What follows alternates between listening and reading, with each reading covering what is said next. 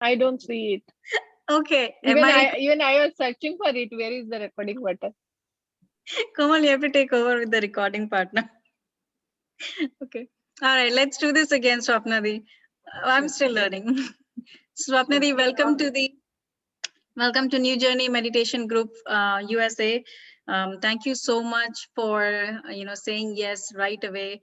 I met her 2 days ago in JTTP group, and the topic that she's teaching today is called Yogic Hierarchy.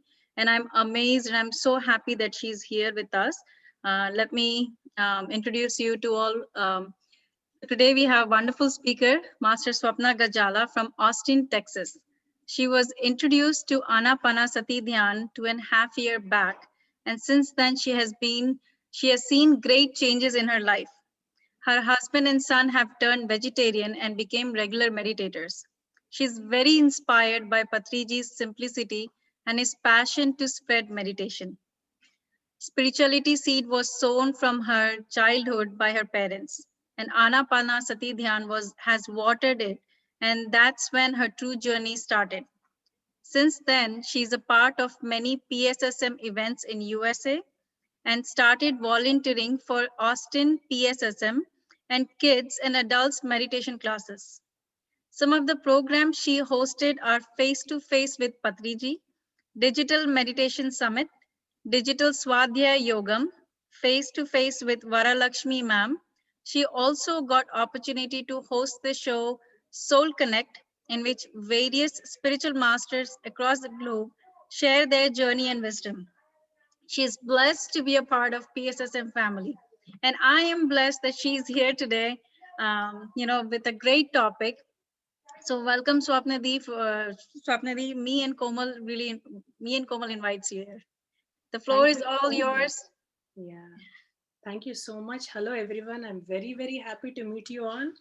And I'm also truly blessed to be able to add some energies to this group too. And this topic that today I'm going to talk about is yogic hierarchy or yoga parampara. And this is the perspective of Patriji. So I loved this topic because I felt this is kind of a measure to check where we are and how a soul transitions, between different lives. So Prachi, would you like to share the screen? Let me try and let me know if it's working out. Are you able to see the screen? Yes. Yes, it's very clear. Okay, cool. Okay, so friends, as I said, this is about yoga parampara or yogic hierarchy, and it talks about how a soul transitions eventually on its path to enlightenment. So the first thing is, first of all, I would like to offer my pranams to Brahmarshi Pitamaha Patriji and all PSSM masters for inspiring me in this journey. And I am here because of all these beautiful people. So before we dive deeper into this concept of yoga parampara, we need to understand as to from where the soul enters the human body. So a soul enters in many ways, like it could be from the animal kingdom or either from Purnatma or our higher self, as an entity of it, or from other galaxies and other dimensions to gain some experiences. So once the soul enters from the animal kingdom, it does not go back unless and until in some very exceptional cases is what they say. So we will, reincarnate on earth hundreds of times. And this is like how it moves from one life to the other is called as Janma Parampara. So what exactly happens in Janma Parampara? So there are 3 stages. So you might have all heard about this concept called, the Tamoguna, Rajoguna and Sattva-guna. So what exactly happens? The first few hundreds of lives, we live in Tamoguna. And this is a state of bhoga lalasata and ignorance, wherein humans do not have the desire to gain spiritual knowledge, and they take birth, just for physical existence, and there will be more in body consciousness. So much of the life is spent with, focus on eating, sleeping, marriage, having kids, and again caring for the kids. And they always perceive themselves as greater or less than other, negative emotions and all these things. And people will spend time in trying to find reasonable justifications for all their weak actions. It's all about it's all about what is there for me, how do I enjoy, how do I go through all these things. So this state is called as tamoguna, as I said, bhogalalasata. After reincarnating like for 50 to 100 lives for just mere physical existence, now the soul starts to seek name, fame, and a desire to rule the world. It's a very active stage, and wherein the soul, like humans just want to lead and dominate. And this is called as Rajoguna stage. And we go through lots of pains, losses, struggles, and may also create pain for others, like how Ravana created problem for everybody else because he was very greedy about power and domination, right? So this phase is all about passion to lead and manipulation. And then comes the next phase, that's called as Sattva Guna, wherein it's all about Satya Lalasata. So in Tamoguna, it's Bhoga Lalasata, desires. And in Rajoguna, it is Adhikara Lalasata, just to lead and rule the world. And in Sattva Guna, it is Satya Lalasata. It is all about purity and harmony. So after going through all these challenges, then, human would start thinking about what needs to be done to be happy and to attain peace. So he will be in search of truth. And this is the stage where the yoga parampara begins. So in this stage, it's the journey towards the enlightenment begins. And it does not happen right away after this stage. There are certain steps that we will have to climb to reach that ultimate stage. So a person who's in Sattvaguna's example is Vibhishana, wherein he was all about peace, dharma, and he was not, he did not have anything about hurting or harming others. It's all about like that purity, the pure soul, right?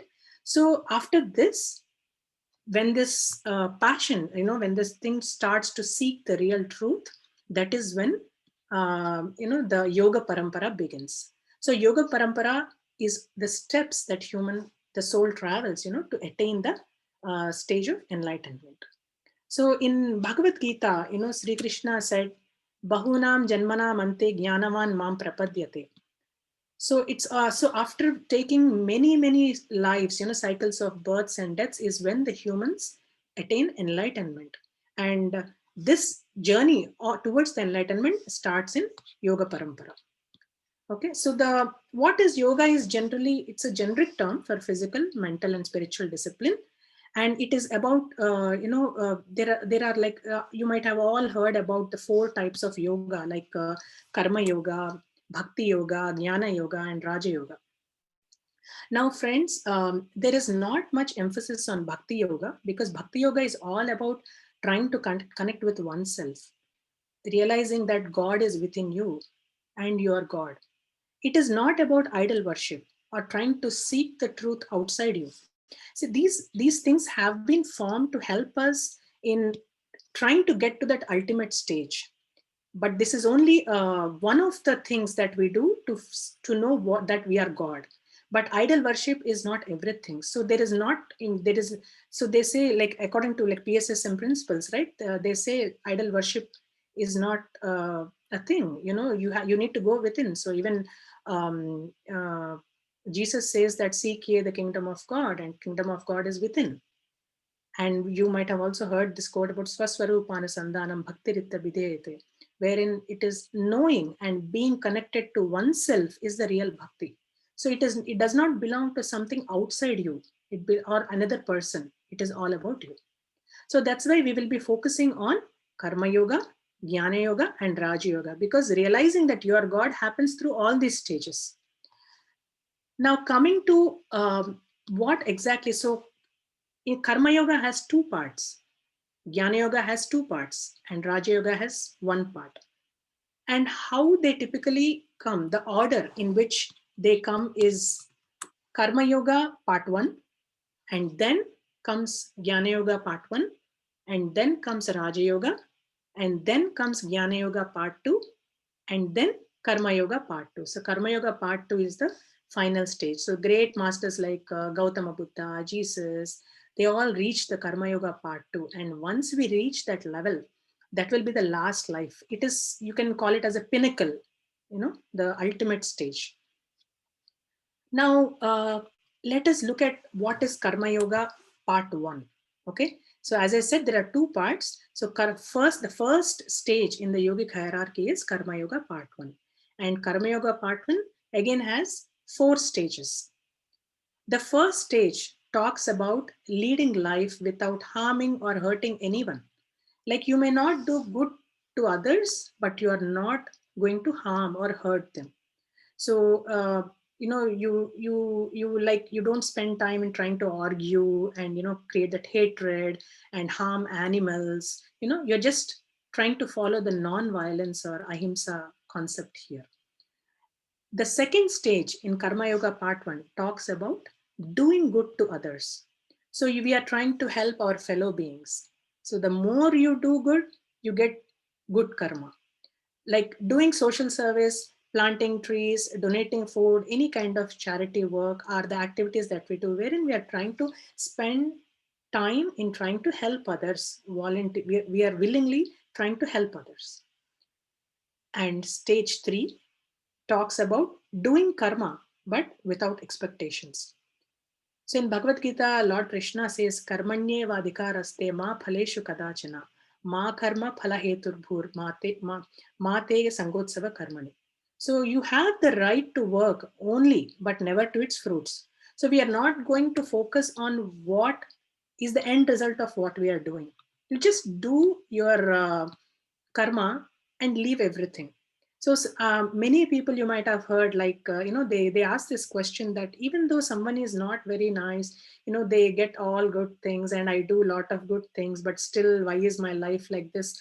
Because when I was counseling, I was coming across these questions. Everybody, no matter who it is, you will get the karma for the kind of work that you do.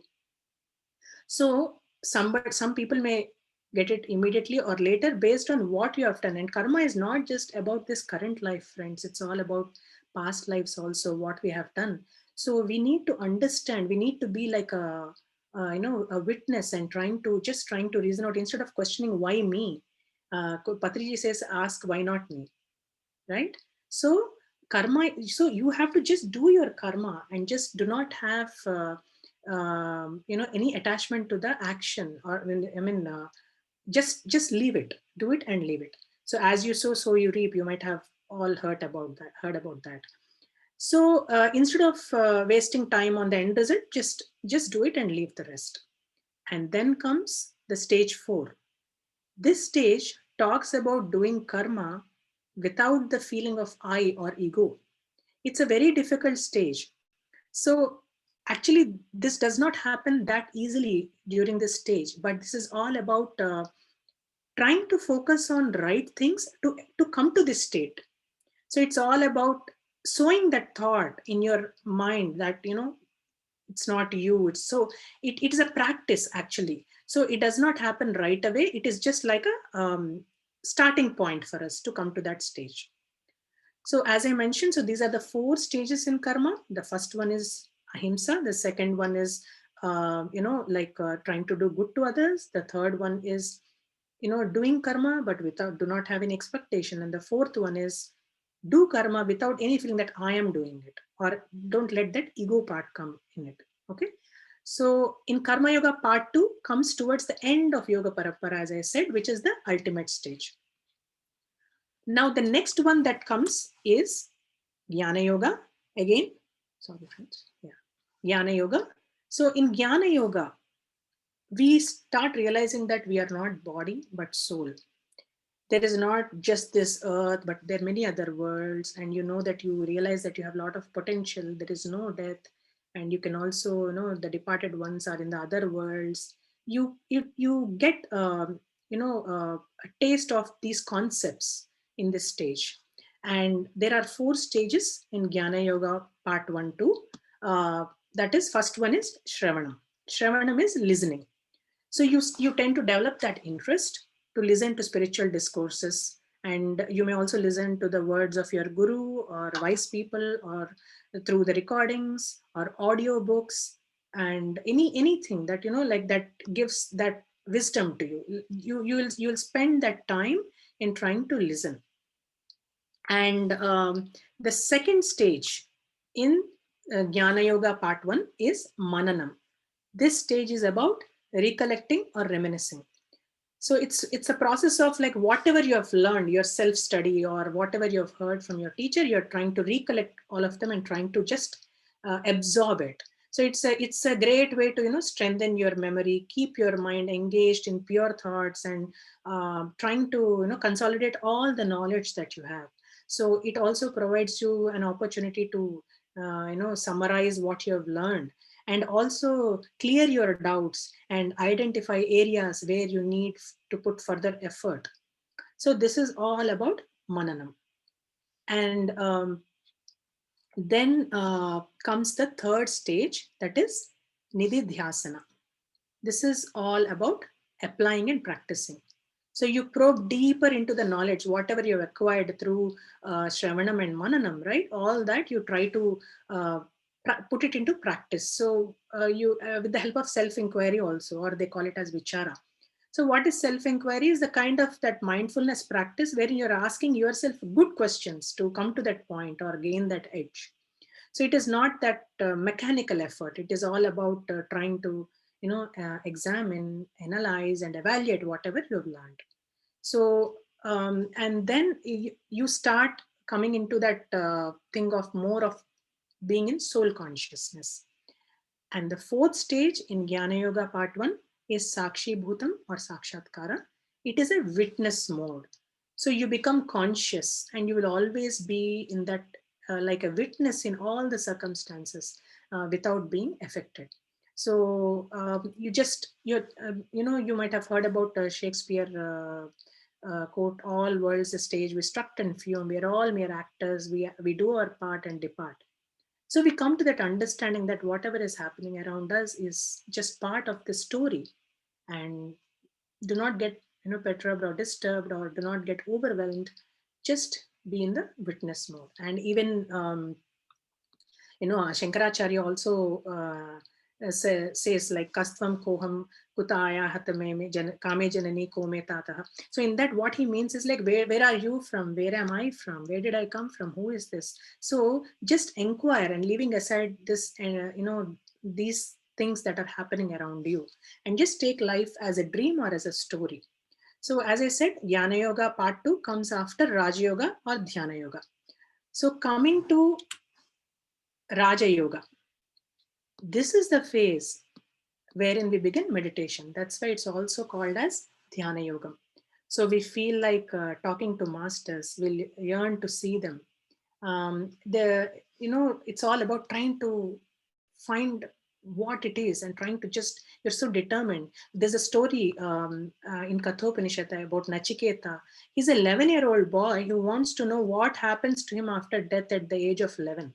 So he goes in search of Yama, and he tries to find, you know, what exactly is that in that tender age. You know, he gets that question.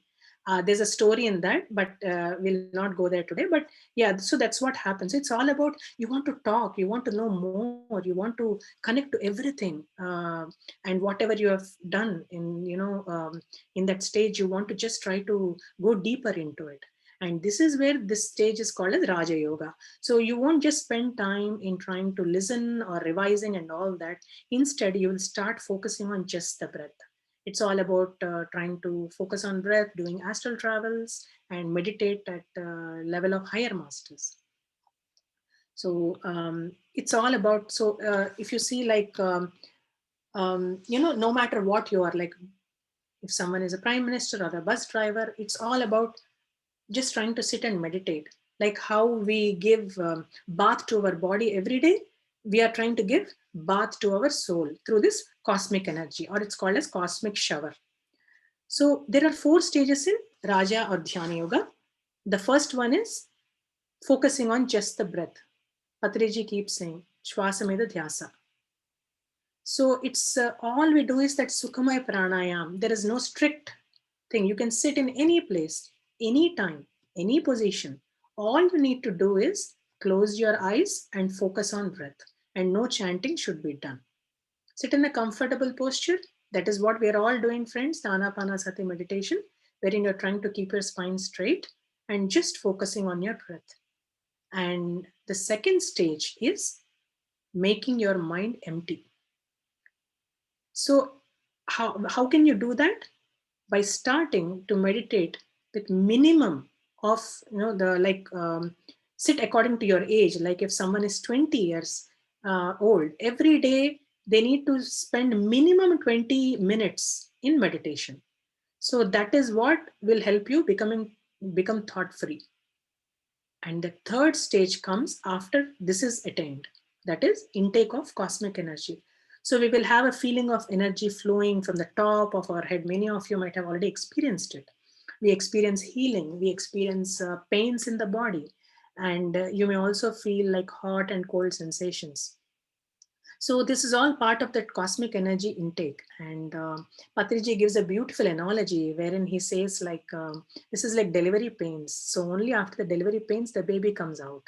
So the pains that you experience in meditation is a very good sign. Some people stop doing it because they can't take the pain, but we need to be really patient because there is some cleansing happening inside, the Nadi Mandala Shuddhi they call.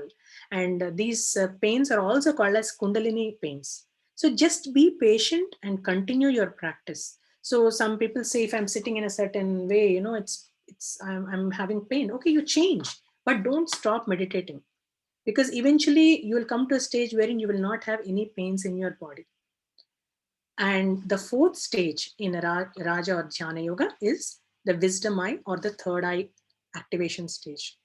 Now we start seeing beautiful, sceneries, visions, landscapes, and a lot of things. Like you start seeing people and all that. So this stage is called as the Divya Chakshu stage. So with this Divya Chakshu, you can also see your past lives. You can see, I mean, it could be anything. Everybody will experience it in a different way. Some people experience it in the form of smell, like they can sense like some agarbatti smells and all that people say, right? That's also part of the third eye experience. So Lord Krishna says, right, Bahuni me vyatitani janmani tavacharjuna tanyaham veda sarvani natvam veta parantapa. So he tells Arjuna, both you and I have had many births.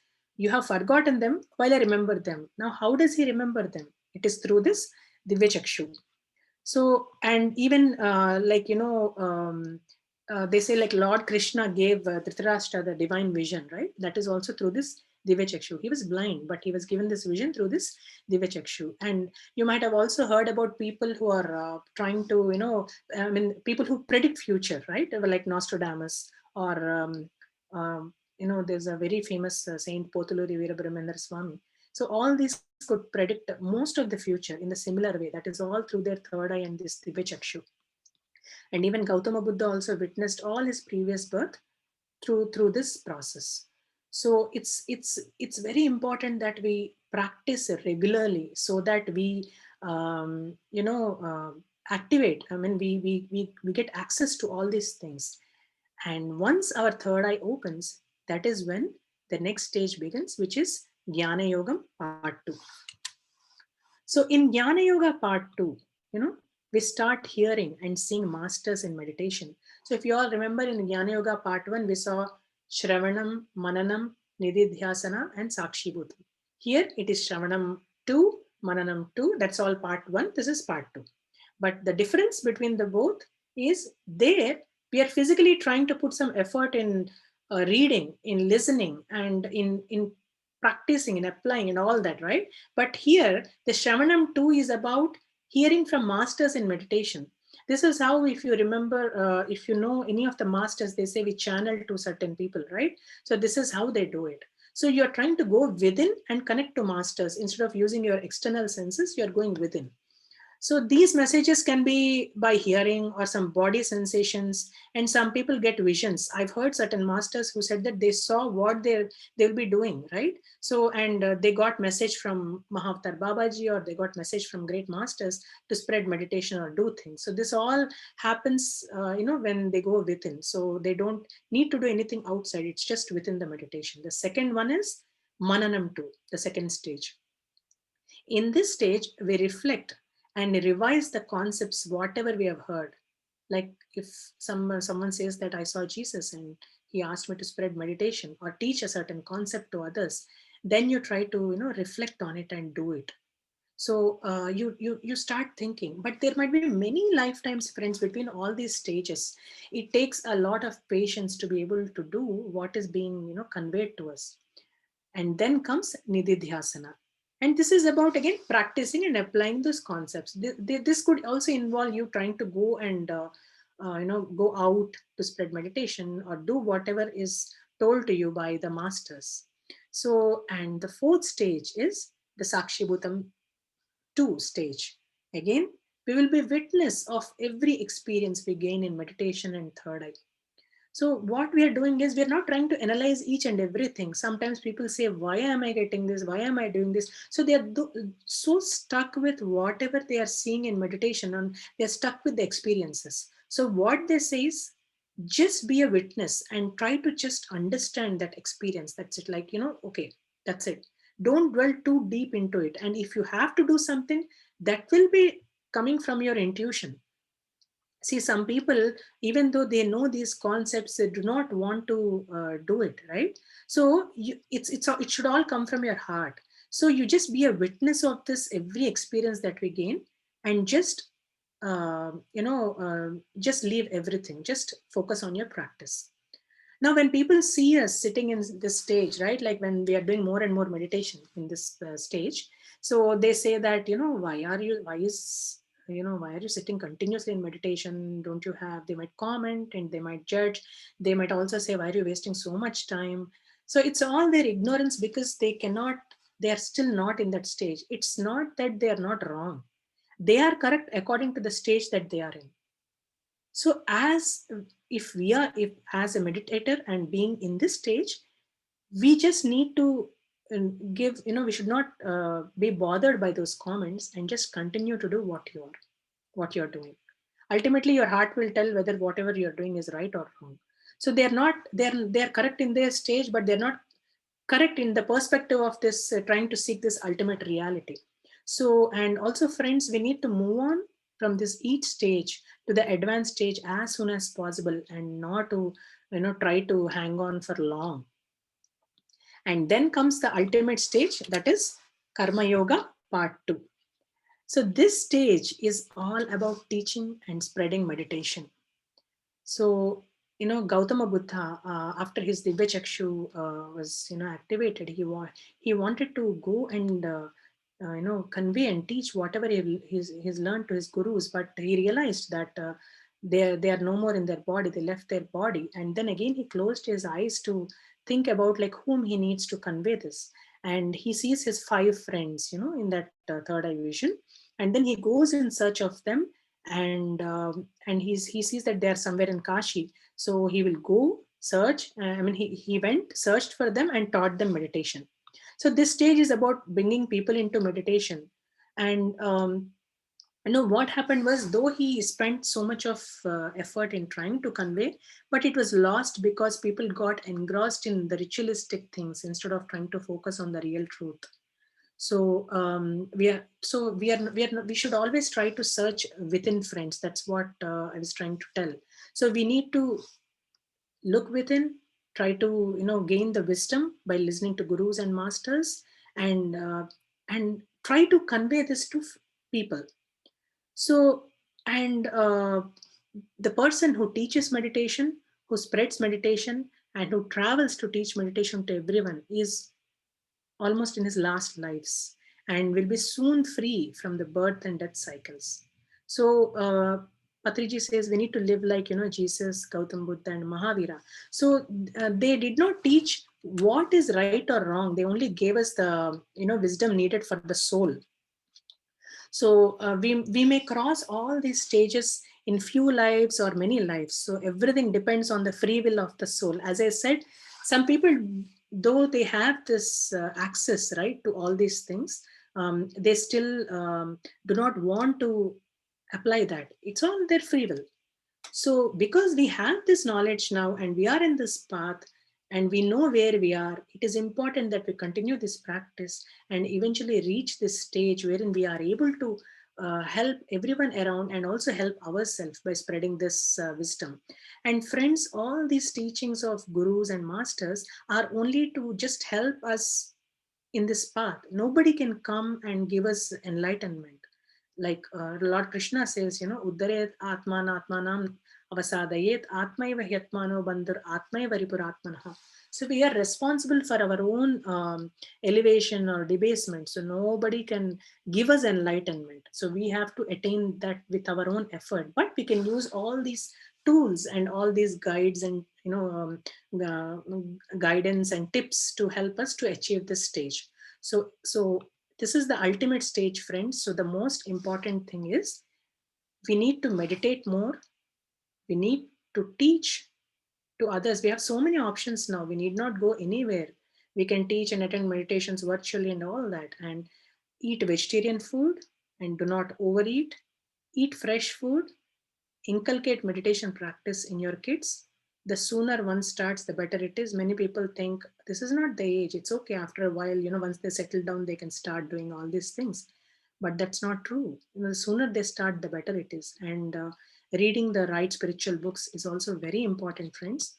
And exchanging meditation or spiritual experiences with everyone who is interested. That is Sajjana Sangatya.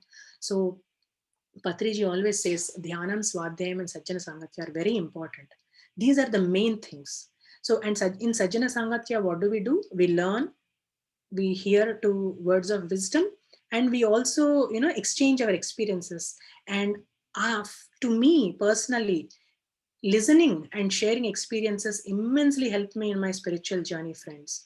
And I'm really thankful to PMC channels for all these programs that they come, all the interviews with masters that inspired me also to start this show called as Soul Connect through PSSM Global, wherein I was so we finished season 1 and I was inviting masters, PSSM and other masters too, to come and share their experiences and their journeys and what really helped them. And every master was trying to touch on some topic, and which is immensely beneficial. And also, friends, it's not that I know you all took this challenge, and sometimes some concepts might be overwhelming for you. But trust me, it is important to know these concepts, because when I started meditation, I had to go and talk to people, like-minded people, and go and listen, find out what are the best things to do, and also listen to all these things. But here, we have everyone coming every day trying to address a particular, like teach a particular concept or present a particular concept. So just don't get overwhelmed. Just listen to it. As I said, be a witness. And sometime, whenever you need it in your life, I'm telling you with experience, it will ring a bell to you. So nothing will go waste. Initially, I used to think, I used to get, when people used to talk about chakras, right? I used to get overwhelmed. What is this? I just started meditation. Oh, chakra, oh, heart chakra, oh, this happens, that happens. So, but what I did was, after a while, I just started just listening to it and just waited. And trust me, after around, I would say 1 year or 1.5 years, right? I could connect to that so well. So just happily just try to absorb as much as possible from these concepts and don't take any stress about it, and just continue your practice of meditation, and that will eventually help you get there, like whatever is the final stage that Patriji is talking about. So hope I was clear. And Prachi, are we going to start the meditation or is it going to be experiences? I'm not able to hear you. Oh, can you hear me now? Yeah, I shared my screen, right? See, I'm not sure what happened, but at the end I saw something also. So there were like two screens, but I know my screen was also going on and your screen was also going on. But it was, I think, for everybody, was it clear? Everybody could see it. Yeah, okay. All the slides? Yeah, were yeah, clear? yeah. Yes, yes, yes. Everything was We clear. saw all It the was, slides. It was from, I think, Swapna Didi was, the sharing was actually, we were able to see was from Swapna Didi. Okay, good, good. Yeah. it No, was the great. reason why I Everything was wanted you clear. all to see the slides is because sometimes, right, certain things it will be easy to read from the slides. So I Right. wanted to make sure that you could see the slides. Yeah. Okay. So thank you all for so patiently listening to me. And I love this concept. See, even though I'm meditating since 2.5 years, when I started listening to Patriji's audios and trying to just gather information, I felt, there's so many things I didn't know. So this is kind of a guide for us to know where we are, and also know what we are supposed to do to get to that ultimate pinnacles point. So hope I was not too fast, and yeah. So No, thank you so much, Swapnadi. It was very nice. Personally, this is one of my favorite topic. I've heard this before. I've heard this with you, and even now I enjoyed it. Like every single time you hear it, because every single time you're hearing, your level also increases. Yes. So we understand where we are. Yes. So it is just a wonderful topic. I hope you all took a notes on it, and it was wonderful explanation. I hope you all know where it is. I was sure I knew where you all were and where I was. So, hope you all took notes. Let's go ahead and start a meditation, and then we will go ahead and share the experiences. Is that okay with Swapnadi? Yes, yes. So shall I start? So will you share music, Prachi? You can also, if you are comfortable, you can share the music. You'd let me know. I can do it however you want. Okay, I'll just let me know if it is clear or not, the music. Okay. So right now I'm not sharing the screen, right? Yes, you're not sharing the screen. You can do the sound. You are Okay. sharing the screen right now. Sharing the screen. Mm-hmm. Okay. If you click on the advance, Yes, I'm trying to do that. Yeah, 1 second. Oh, yeah. Okay.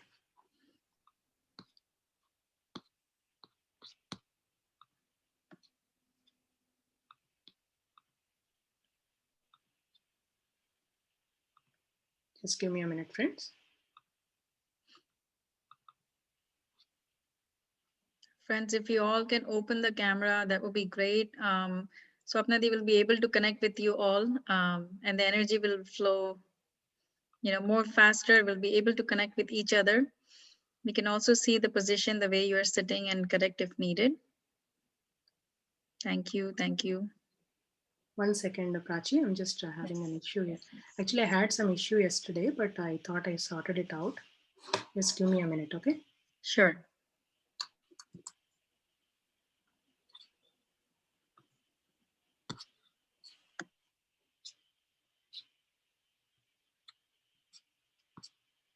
Okay, meanwhile, everyone, gently close your eyes, clasp your hands,